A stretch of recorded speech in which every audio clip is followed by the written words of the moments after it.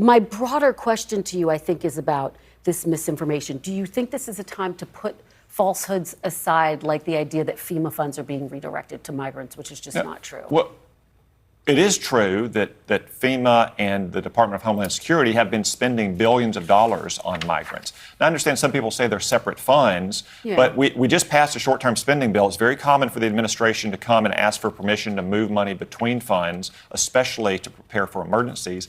And second, I would note that this administration seems to have no problem finding money when they want to spend it on their priorities. That's Republican Senator Tom Cotton cutting through the political BS narrative of NBC host and Democrat shill Kristen Welker regarding the Biden-Harris response to Hurricane Helene. Welcome to Nerk News, I'm Nerkish, and it looks like Democrats are sticking to the old adage of never let a good tragedy go to waste. Because in the week following the devastation of Hurricane Helene, establishment media has chosen once again to run interference for Democrats and focus on things Trump said instead of highlighting victim struggles or ways for their audience to help. $27 million to Western North Carolina specifically. There's no doubt that there are challenges in this recovery effort, but I'm asking you about the misinformation that the former president is spreading. Here's what the Charlotte Observer editorial board wrote. They wrote, quote, former President Donald Trump has politicized the situation at every turn, spreading falsehoods and conspiracies that fracture the community instead of bringing it together.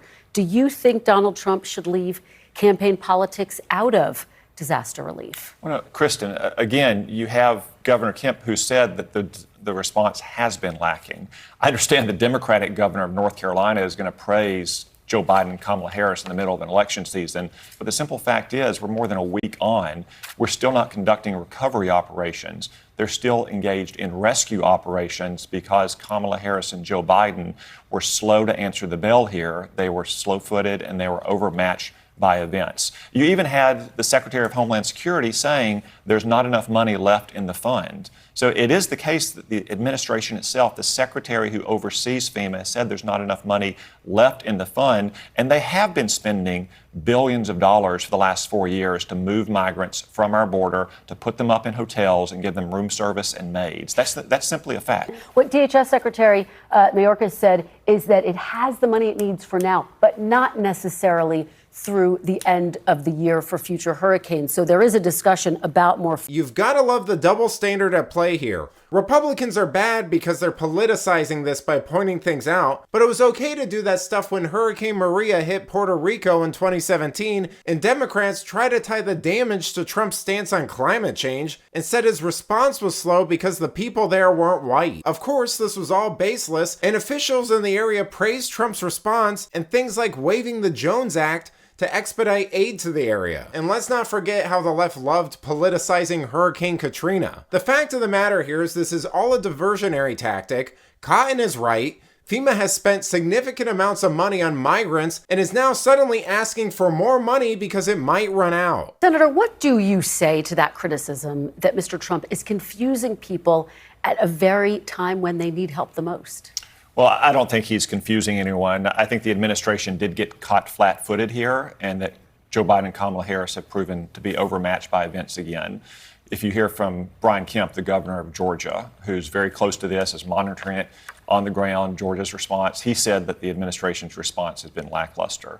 When they need hundreds of billions of dollars to pay off student loans for graduate students in gender studies programs, they somehow find it. When it's trying to get helicopters to deliver food and water and cellular service and life-saving medicine into these mountain valleys, they somehow can't seem to find the money. And again, $110 million have been sent to survivors so far. And again, those are different funds than disaster relief funds. But you ever notice how whenever establishment news has a liberal on, it almost always serves as a platform for free advertising? The discussions are lighthearted, there are no difficult questions or follow-ups. Yet when a conservative comes on, the structure is so formulaic it could be written by AI. The hosts are emotional and combative, and if they aren't constantly interrupting the guests, they're half-heartedly repeating yeah, while preparing to ask their next gotcha question, which inevitably has to do with an out-of-context clip of something Trump or Vance said, J6, or whether or not Trump lost the election. But let me know what you think. How do you feel about the federal response to Hurricane Helene? Let me know in the comments, and if you enjoyed this video, please give it a like and subscribe to the channel. That stuff really does help us out. Until then, this has been Nerk News. Thanks for watching. Bye!